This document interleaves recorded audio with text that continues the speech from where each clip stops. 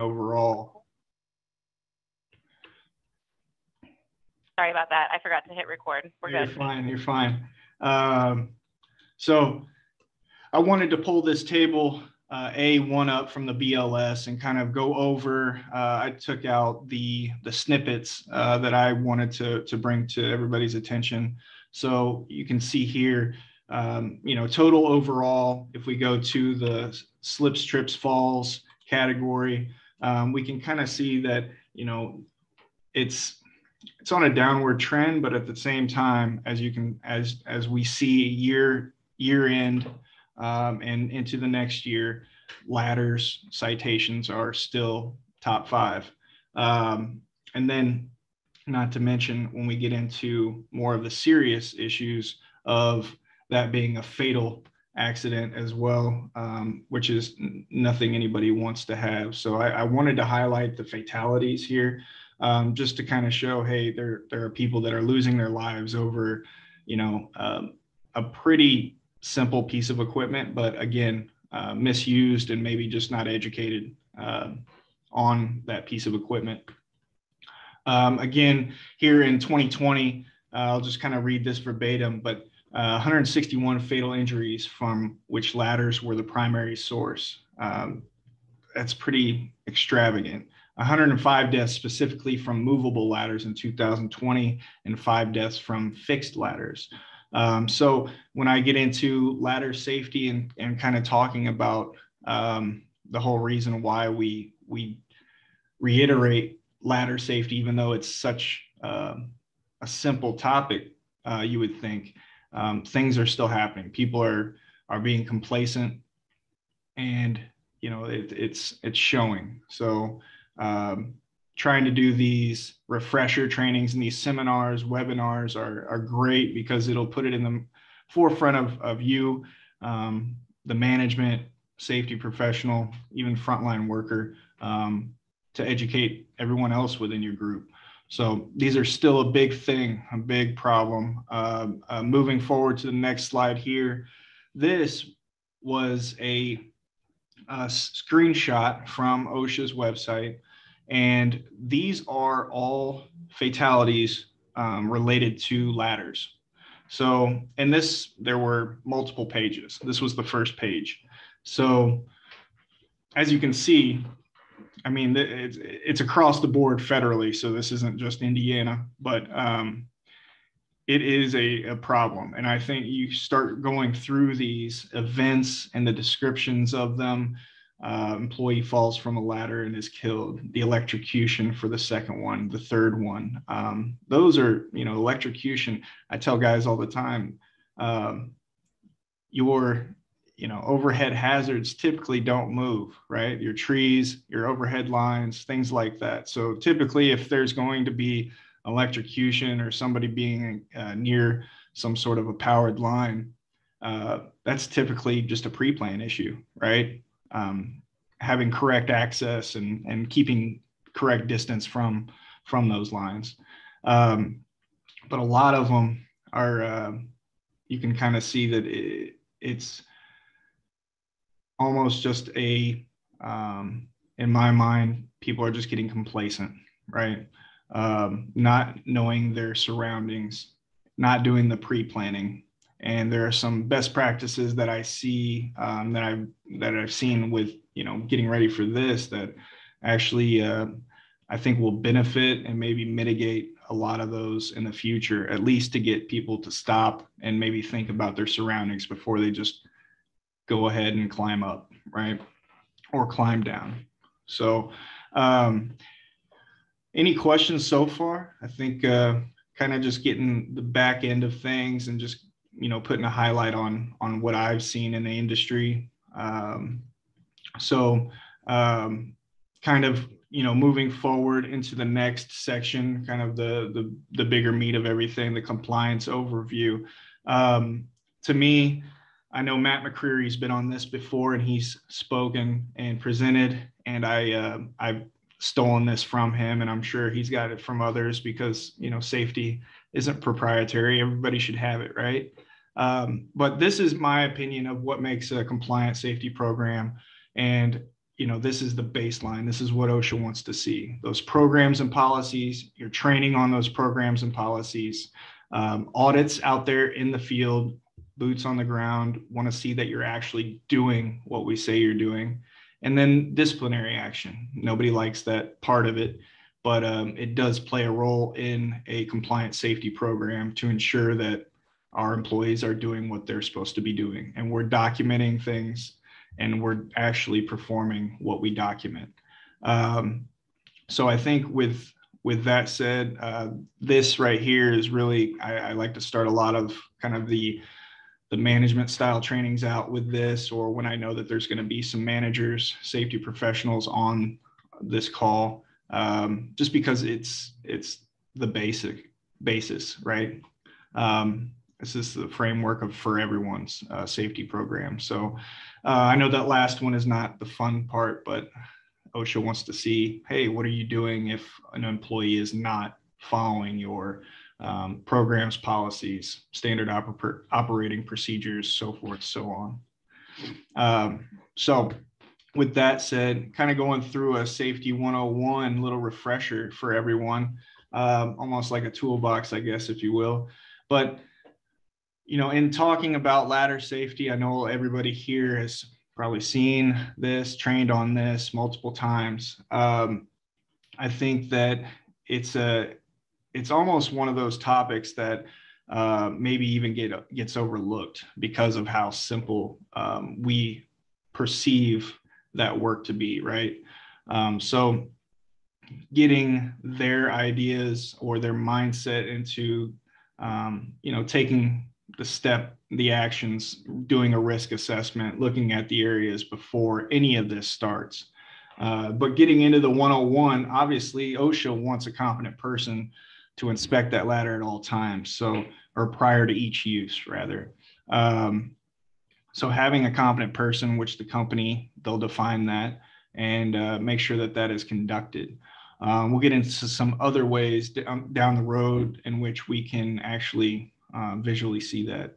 And then always facing the ladder when ascending or descending. It's funny. It's not funny, but funny. One of those situations where probably 2 blocks away from the Indiana OSHA building downtown, and I see a guy get off of a scaffold facing away from the scaffold, walking down, probably a 20-year-old kid, younger guy. And he didn't get hurt, came down really quick, like he has done it multiple times, which, that happens. If they're going to do it in front of the safety guy, then they're definitely going to do it behind your back. But always facing the ladder, ascending and descending. I mean, it just takes one slip for you to just not have any control, right? So the employees need to know that. They need to understand that. I always try to incorporate videos and even fail videos within trainings whenever I try to reintroduce topics, reigniting that safety campaign per topic. So whatever you can do. And then again, the 36 inches above landing and or secured. And I'll get into that, the and or secured there, because I know there's probably some people raising an eyebrow there. Maintaining that body within the side rails, not carrying any kind of objects up or down the ladder. This is another thing that I see still. So after lunch, grabbing, your drink from the gas station or wherever and tucking it in your arm and going up and doing the work again. Your soda isn't going to save you if you fall. So make sure everybody has their 3 points of contact and they're staying within those side rails. If a ladder's occupied, never move it. And then not using the top 2 rungs of a step ladder. So a lot of that stuff kind of coincides. It's, kind of a general 101, but a lot of good information. And I think that it's, necessary to reiterate these things, especially if we see an employee that is obviously doing something like that they're not supposed to be doing. So just a quick reiteration, stopping them, letting them know why. I think more importantly too, having somebody that has been in that situation before, or you know that there's the veterans that are on your crews or in the office that can give advice to some of these people that are hard-headed or just need some extra coaching, right? The trainer might be changing the trainer, right? Letting that person talk to other people that will reiterate what you have to say as a safety professional or the manager of your company. So that buy-in from different levels obviously is another topic in and of itself, but that's obviously gonna help you along the way establish this. Some additional tips that I definitely push and discuss within any site-specific plans for my roofers: wearing slip-resistant shoes with heavy soles. That's going to help you not only just to have good grip while you're walking, working, going up and down ladders, stairs, whatnot, but just overall ergonomics for your back. You're going to be in your shoes all day long, so wear some good shoes, right? Cleaning the soles of your shoes, making sure those don't have any kind of mastic, anything that maybe oil or whatever, and the rungs of the ladder. I think we always talk about our shoes and cleaning your soles and making sure you have good foot protection, but clean the rungs of the ladders as well. You'd be surprised at how much gunk can get on a ladder rung, especially during these times of the year. A lot of rain, you got new construction, lots of dirt. So there it is, right?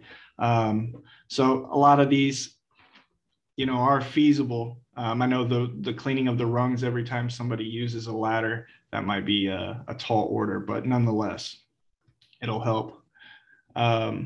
Using tow lines or a tool belt or any assistance to convey materials up and down from the ladder, from the rooftop to down without carrying them. Book bags, bucket with a lanyard on it. I mean, even just so you're not carrying your items up and down in your hands, right? Keeping those hands free. I took this picture of a guy right here, obviously working from a step ladder that's not fully extended, mechanical work, but nonetheless, it's obviously incorrect for that type of ladder. And I saw this, Abraham Lincoln, I like this: success is going from failure to failure without losing your enthusiasm. I feel that every day as a safety professional. I feel like I'm winning, and then it's like, oh no, somebody does something wrong. But it's all a learning capability or a learning opportunity, right?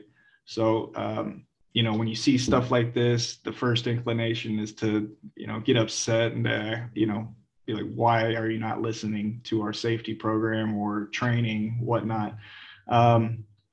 So with that said, though, there's some things we can help this guy out with some new pieces of equipment, because we do see this a lot, right? People using their step ladders as extension ladders and vice versa. So they've smartened up, the manufacturers had, and I'll get into some of those a little later here. So portable ladder categories, again, working out there in the field, out on construction sites, you're going to see most often than not the type 1A, that 300-pound extra heavy duty use. And now there's a lot of the step platform step ladders, and those are almost you can kind of see right there next to that extension ladder and the type 1A top right there. But those are definitely kind of superseding the just traditional step ladders now, just due to that guardrail protection and things like that. So just that additional coverage whenever somebody is working at a height. And sometimes contractors now, they'll say you can only have those on our site. So a lot of things changing, industry wide. Companies are, kind of creating their own programs, and people are adopting it. So it's always ever changing in safety for sure. Kind of moving forward here. So everybody knows about our slips, trips, and falls, the same walking working surface, right? Is going to be more frequent, high frequency. I try to be honest with myself, especially when I do trainings on fall protection or anything that is to do with slips, trips, falls.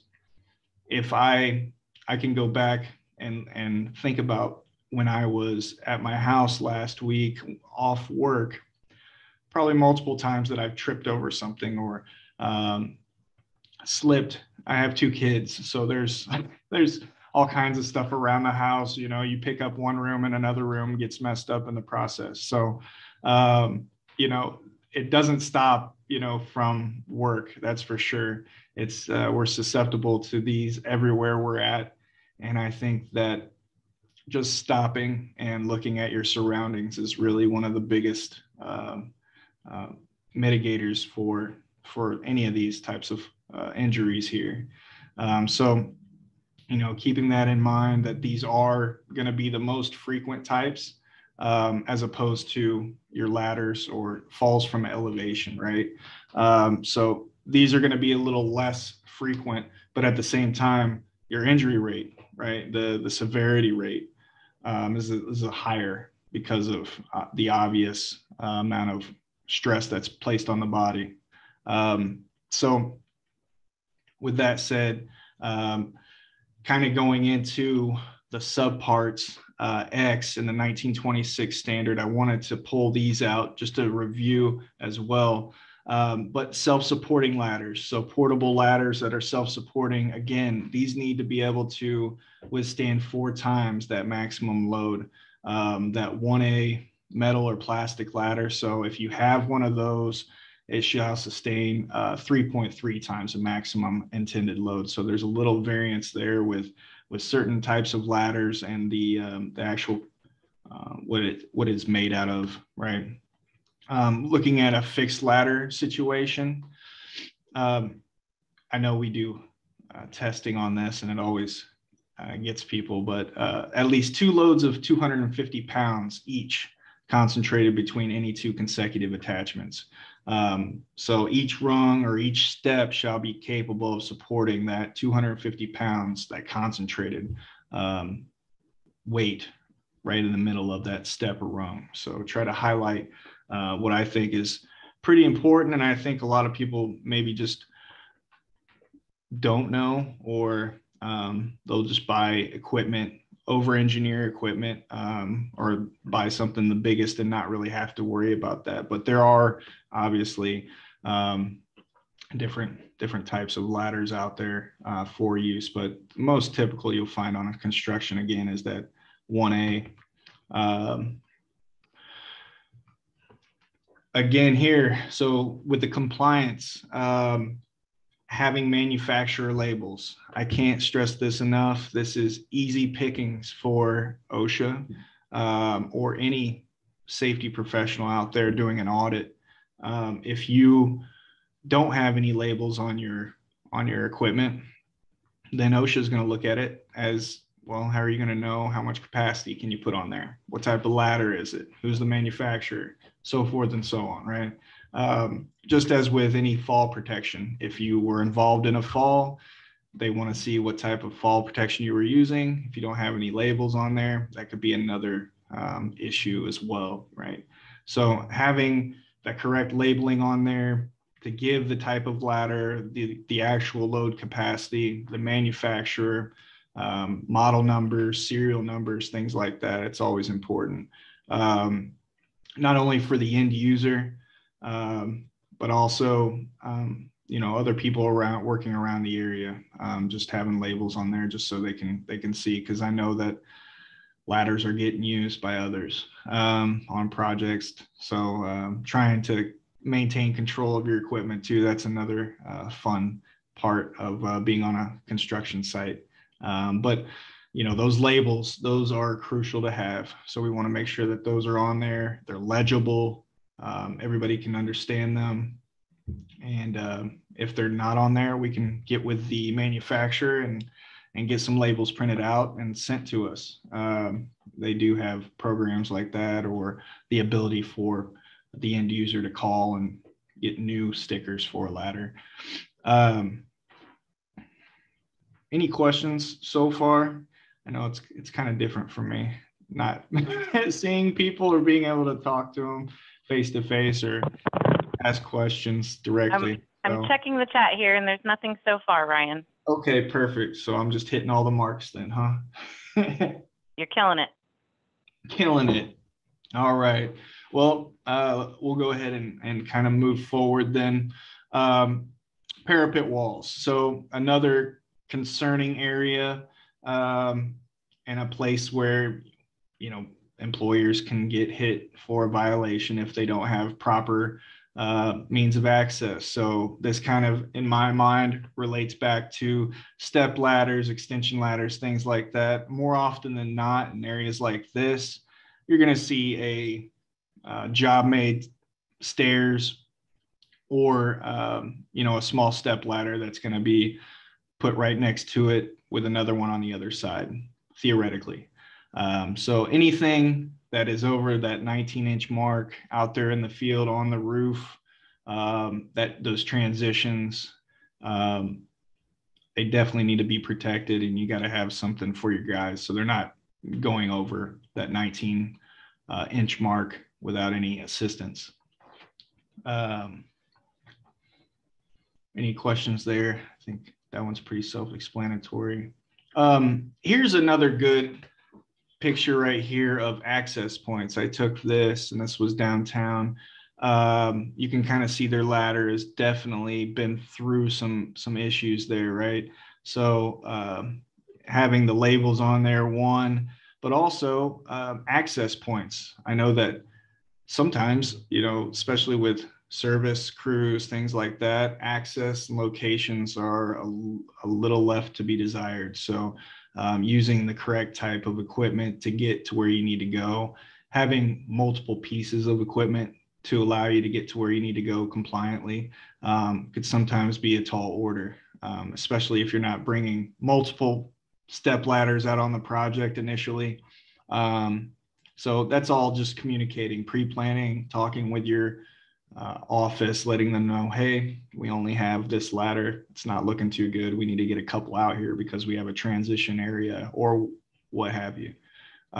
So this in and of itself is really kind of the start of your work. How are you getting out there? So, and I think the access points sometimes are not looked at prior to, right? We're looking at the end goal and maybe not how we're getting out there. So that's a big, I think, assessment, pre-planned topic that needs to be hit prior to doing any work.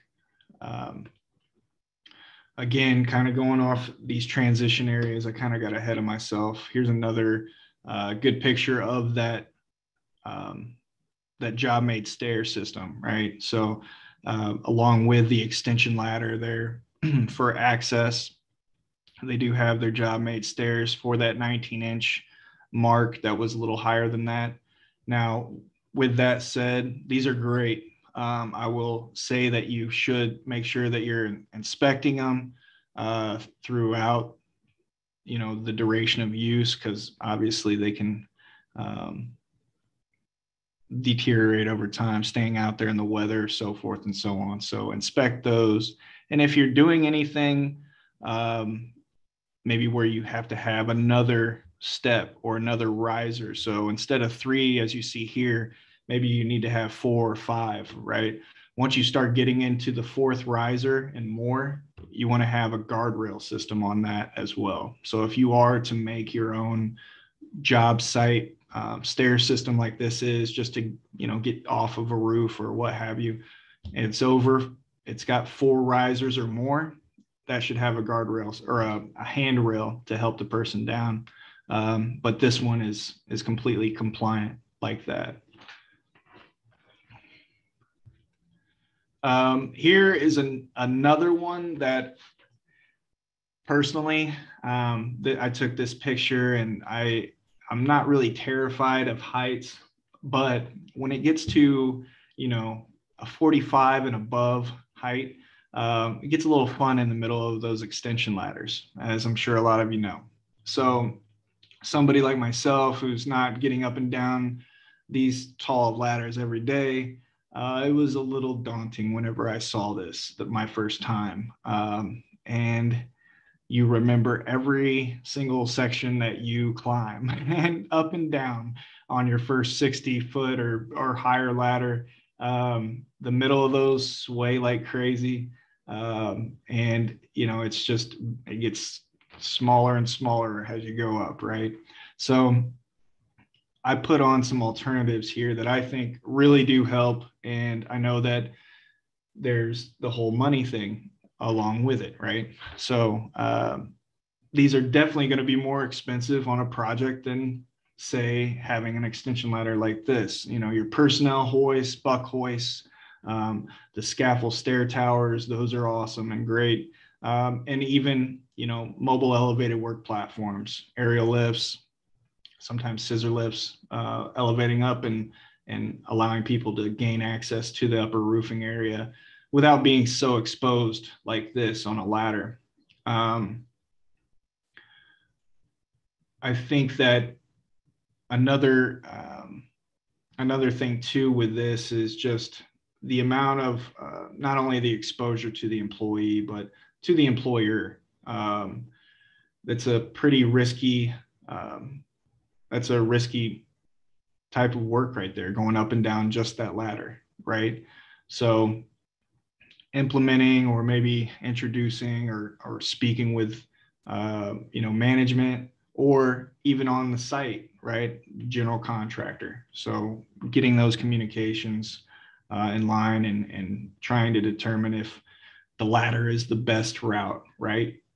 So I know a lot of people are using the ladder last kind of mentality, and rightfully so. We can see why, ladders, we maybe want to rid them out of our vernacular of construction, but at the same time, it's a good piece of equipment.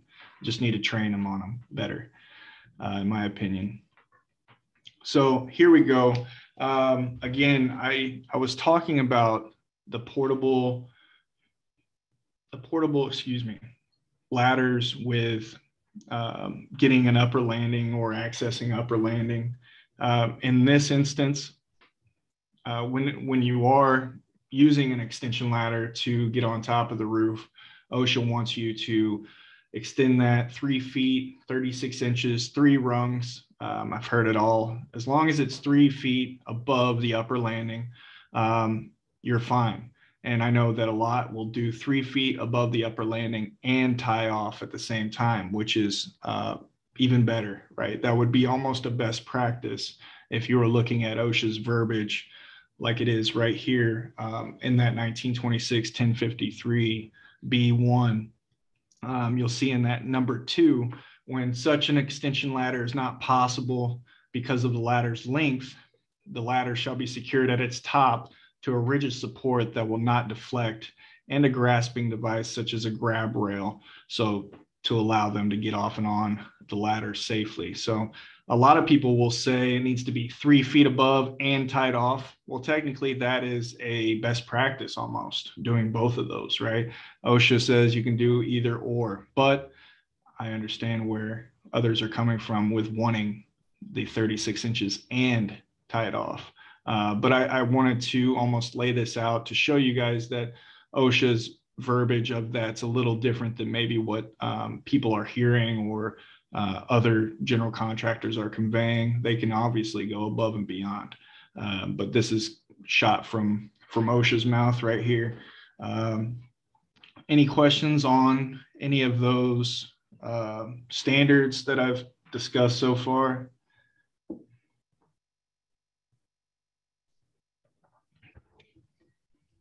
All good.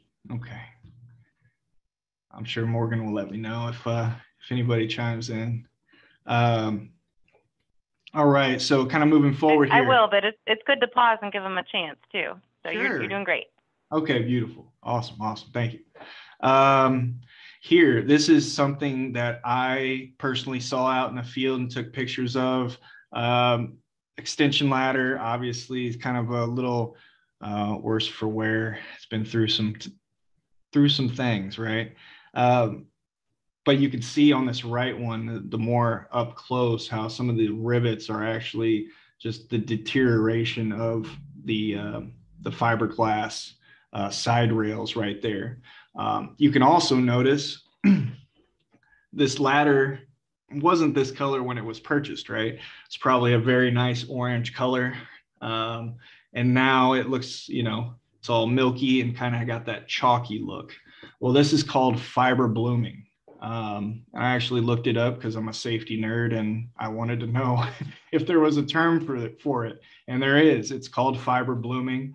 And anytime you see this chalkiness, you'll see some of your blue ladders get that as well, as well as the yellow ladders, right? Your Louisville Warners, all those. So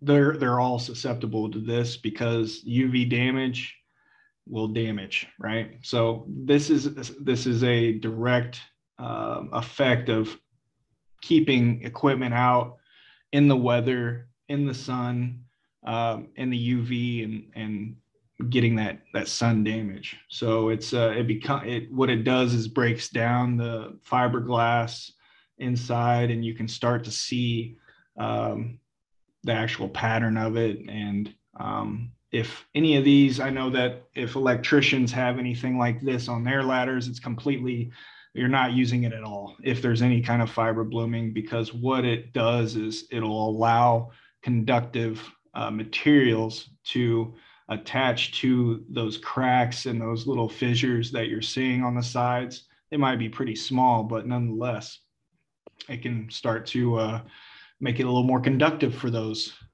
electricians, things like that. So looked into that, and that was pretty interesting. And whenever I'm out on projects and I talk to people, I tell them, hey, when you're done with that ladder, don't just sit it up there over the weekend and leave it there, even though you know nobody's going to be here. Take it down, put it underneath a tarp, bring it inside the penthouse, whatever. If you have the ability to do that, it's going to save money with buying new ladders and such, or heaven forbid somebody get hurt from using a said ladder like this. So fiber blooming, fun stuff. Now, the assessment of the work areas. So OSHA says we have to do this, and I just wanted to run through this, but the number one, identifying the hazards. So actually going out there and looking at the construction site, looking at your work. We have that duty, right, to make sure that we have a healthful and safe working environment for our employees. So we got to go out there, put eyes on it, take pictures, document. And then we want to decide who's going to be at risk, right? And then how likely is something going to happen or could happen. And then making the records of findings and then reviewing it, right, ultimately. So the risk, scope, personnel, locations, all those, they may have changed throughout the duration of the project. So updating your assessments, your site plans, JHAs, what have you, just so everybody knows what's going on. And then maybe your form, just the actual form itself just doesn't read right, or maybe it's just too wordy, or there's not a lot of information. That's where you can kind of come back to your management, your safety guy, your safety. If you have any kind of safety committee, bring that up to them, say, hey, I think that these forms maybe could be reformatted a little bit, make it a little user friendly. And we're getting all the information we still need, but it doesn't seem as daunting and overloading to the end user, right? Now kind of getting into the new equipment. Does anybody have any questions on that compliance overview before I get going?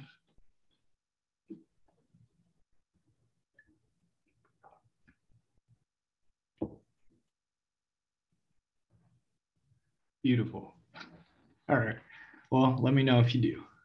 So new equipment, best practices, kind of going through these.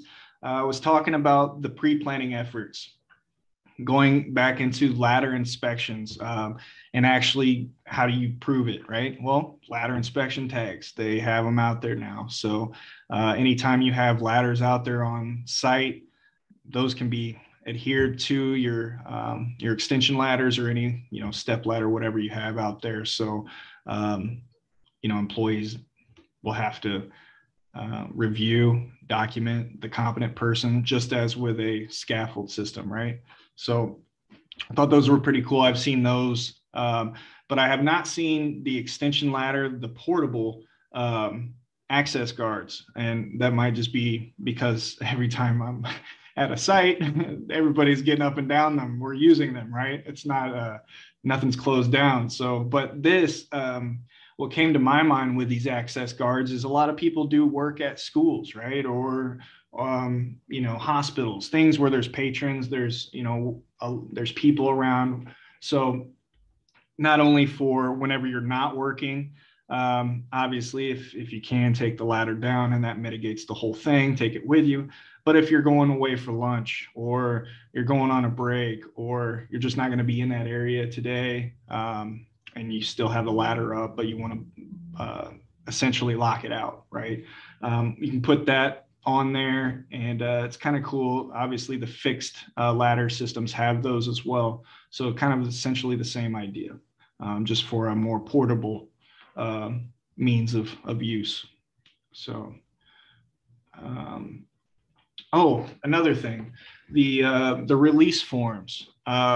Anytime you have people out there perhaps using your equipment, and a lot of people say, you want me to have a guy sign a release form to use my ladder for 5 minutes? You never know what could happen in 5 minutes, right?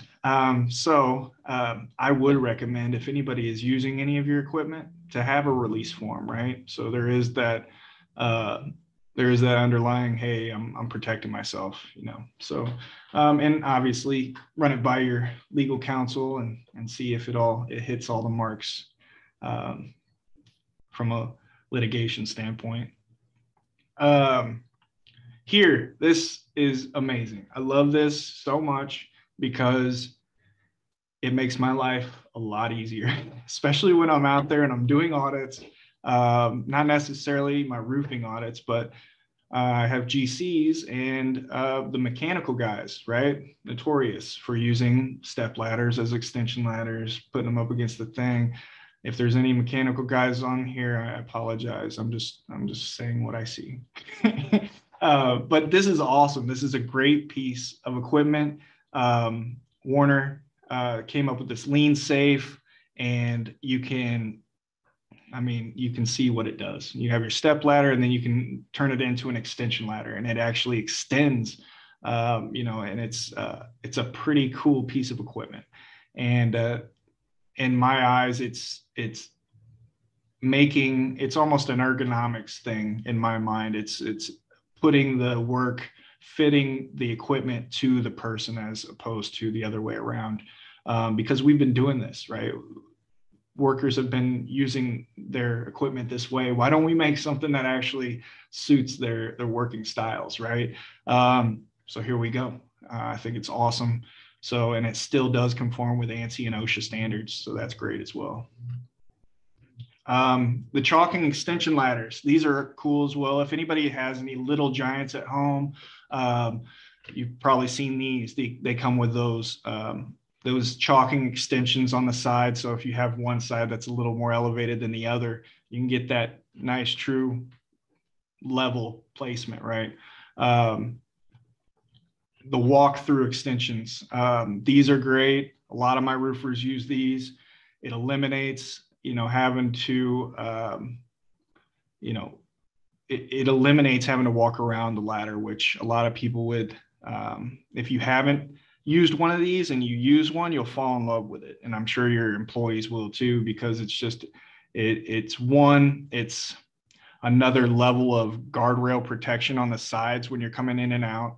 And it just makes it a lot easier as far as limiting the amount of movement from side to side, and the transitions from getting on and off your ladder. So I'm a big proponent of these. They're great. They're easy to install. As you can see, it essentially just goes right over the cap, the top. It's like a cap, and it's tightened down, and it's set and forget and a plug and play kind of thing. So these are great. And then here we got the platform ladders. Again, these are kind of taking over the traditional ladders, in my opinion, because anybody working, at the big name clients, customers, they're going to request this, right? They're going to want to see the platform ladders, and they might not even want ladders out there in the first place. So, but the platform ladders, when working from your ladder, these are great as well. It adds another level of that guardrail type protection, right, from falling and not overextending. It kind of keeps you within, right? I was going to kind of go over this. I do like this, and I stole this from Matt because I wanted to kind of review the first man up. And I know that if some people were on that call with Matt, he discussed this, but I want everybody to still understand that the first man up rule, that's that person that's going to go and actually set those anchor points, and then they will allow others to come up and safely anchor to and set the additional anchor points.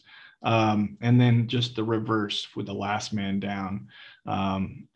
So I think that, the inspections, any assessments, things like that, you still have a variance to be able to walk up there and walk around without fall protection, just to do your assessments, to do any kind of pre-con pictures, for project managers, things like that. But again, here you can see on this last one, first man up, last man down. OSHA regulations actually exempt the first man up, last man down from compliance for about 15 minutes for making an inspection, investigation, or assessment of working conditions. About 15 minutes. I love when OSHA puts the abouts and the time frames on things, but they have to, right? So take that, with a grain of salt. Obviously, I know that I've been in a situation with a client that was carrying some mastic or carrying some adhesive from one end to the other. Nothing else going on the project, but job functions. You were carrying something and they weren't tied off, so they got hit with a violation. Kind of relates back to this, but they didn't establish their fall protection correctly prior to working. So it was fun. And then kind of just moving forward, I like this picture. This was a really bad, we had a really bad, like, snow. I think it was like sleet, maybe a light snow, but it frosted over really bad and it got really cold. And then it heated up. So things were it was just ice all over. So these guys, they were up working and determined that it was just too much. So they were coming down, and I like the picture of, and some people might snicker or say that, the guy on the bottom holding the ladder underneath shouldn't be underneath it. You can make your arguments, but I thought it was cool just to see the amount of camaraderie, and you can tell that they care about each other. And I think that to me is really the biggest thing. Just knowing that, you want to see them go home and see their families and come back in and make a living. But if we see something bad, we want to stop and say something. Pride be damned out there in the field. I say it all the time, but if you see something, say something. I know that it's corny and it's overused, but stopping somebody while they're doing something, regardless of if you know them or not, they're doing something wrong. You could have affected his entire life just by that little instance of interjecting yourself. So I think that even if we do find that the training or the information is not received well, again, I'll bring up the retention. of new information, right? So that first time you're getting new information, 70% of it's gone within 24 hours. So these are all good training opportunities. If you see something bad out in the field, or if somebody brings up a near miss, again, these are all good training opportunities. So don't let, a potential fail or a failure in your eyes, deter from, being positive about things that could come, right? So there are always good training opportunities, and especially when you get out in the field, start doing your audits or walking around, you might be surprised at the type of information they have, your employees have, and what they can actually help you out with. So getting everybody involved, and that communication is key. So I think that's all I have. So seems like there's some chats down here, but are there any questions for me, Morgan? I don't see any questions. It looks like Dennis was agreeing with you. He also does mechanical, and he says you're not wrong. Right. And then Stephen was a great thing. Yeah. Yeah, go ahead. No, I'm just saying that ladder system, it was amazing to me how many times I would see it happen. I'm like, and then I finally see this ladder come out, and I'm like, great, this is helping them out. It's helping me out, So no, it's great.